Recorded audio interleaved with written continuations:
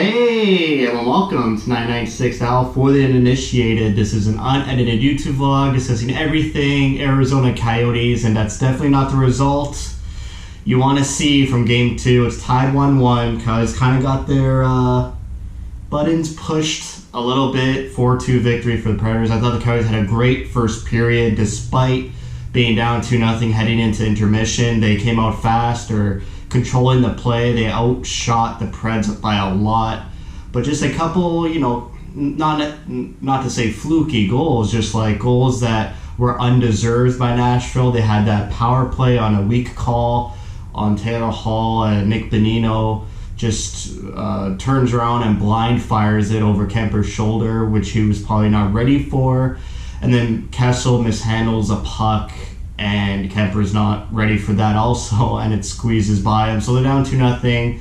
Going the second, Coyotes still have a little bit of life then, but once it hit 3-0, I felt the Coyotes kind of shut it down and just, they were playing just for the next game. They were, in terms of they were playing that they wished they could just go home and the game would end right there. They weren't playing, I didn't see much fight to, try and score in that second period or beginning of the third period. I didn't see much life in them. I thought Nashville did a great job keeping everything to the outside. Arizona, they get many chances in tight. Saros was barely tested after the second period. The last two goals in the last minute by the Coyotes were great. You'd love to see that for sure. Try to make Saros kind of second guess himself heading into the third game. But it was a little bit too little too late for sure. That probably should have happened late into the second and beginning of the third period. But it's better to leave the game scoring 2 goals than being shut out. And so they don't have that hanging over them that they haven't scored in 5 periods or whatever it was. They got 2 past Saros. They probably will start shooting even more in the third game to try and test Saros, see where he's at. Couple interesting storylines throughout this game. Ronto was injured in the game without even playing, and then Hill comes on to replace him on the bench, and then he leaves the bench too. So the status is unknown for both those goalies. We'll see if Kemper plays tomorrow. Tomorrow's a back-to-back game, so you got to flush this down and go right back at it tomorrow, which is good for the Coyotes, good for a younger team. Hopefully they find their legs and get off to a hot start like they did in games 1 and 2. They had that early power play in game 2. That's another kind of blemish on the Coyotes' playoffs so far, as their power play hasn't been good at all. They scored their first and only power play goal in Game 1, but they had so many chances on the power play in Game 1 to really keep the Predators out of it completely. They could have made it 4-1 before Grabner did. They could have made it 5-1. They could have just completely dominated that game if their power play just clicked a couple more times. And even in this game, they had an early first-minute power play and generated nothing. And it was a good practice for the Predators. I feel like that power play, that penalty kill for the Predators, they kept everything to the outside. Coyotes couldn't find any good passing plays, and that was a story for the whole game.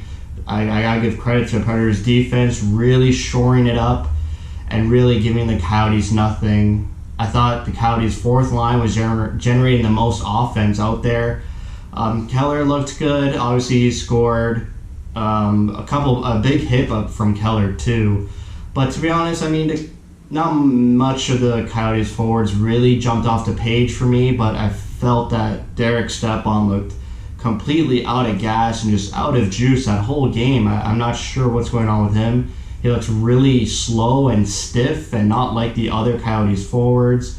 We'll see what happens with the Coyotes lineup of Grabner, Hayden, and Garland. I feel Connor Garland has been a bit way too quiet. Hayden and Grabner were kind of invisible in Game 2. Hopefully Schmaltz is back tomorrow. It sucks that there's such a pivotal injury that no one's really talking about, I feel. We're missing Nick Schmaltz, who's a 55-point guy. He's a centerman. He could be lethal on the power play. We need him. We need Nicky Schmaltz. He's got a great release too. Another offensive type player that the Predators need to check and be aware of. So it just adds more dynamics to the Coyotes forward core. Hopefully Hennis Rosa's in the lineup tomorrow. It's a back-to-back, so you want some fresh legs. Hennis Rosa could replace Grabner. I know Grabner had that beautiful goal in the first game, the game winner, but this game he was quiet. Hennis Rosa is a younger, faster Grabner. Not faster, but he's a younger and fresher player than Grabner. He could replace him on the PK easily, and we'll see what the lineups are like. I expect some changes. I hope Schmaltz comes back. Not to really overreact, it's a 1-1 series. The Coyotes were not going to sweep this series. It's 1-1. They got a couple goals to get Saros thinking in his head a little bit going into Game 3, which I liked. I wish they pushed harder after that third goal by the Predators. They were down 3-0, and it just looked like the team gave up, which we see that a lot in the regular season with this Coyotes team. But this is the playoffs. You can't give up mid-game. I wish they answered a bit earlier and wish their on-ice play showed that they actually cared to come back, because it didn't. Whereas the Predators in Game 1, they were down 4-1. They came into that third period with a mission, with a goal to just create some momentum from Game 2, and that's exactly what the Predators did, and the Coyotes didn't do that until the last minute of the third period. So we'll see what happens. I don't blame Kemper for much of the goals. The slap shot goal was beautiful. Probably should have had that one. Even the third goal is like Kemper reacted to the first shot, but it was blocked by Chychrun's leg, and then immediately it ricocheted off Chychrun's leg back to the shooter, and it was just like a kind of like a bounce back right to the guy's stick, and he shot it insanely fast again. And so Kemper wasn't ready for the second shot. He reacted to the initial shot that was blocked, couldn't react to the second shot. That made it 3-0. From the fourth goal didn't really matter. It was a 2-on-1 breakaway slap shot. I think the team kind of gave up after that, even before that, sorry. But the two goals are nice. They'll take it. They got to bounce back. They got to get their juice. They got to just recuperate and just go after it for Game 3. I think they still have a chance. It's not completely over. The Predators didn't dominate that much. Just felt like the Coyotes more gave up, and the Predators had a good defense to keep them from the outside, so they got to work on getting that puck in the inside, get more lethal shots onto Saros, and we'll see. We'll be there for Game 3 tomorrow. So that's it for me. Thank you for watching. Thank you for your support.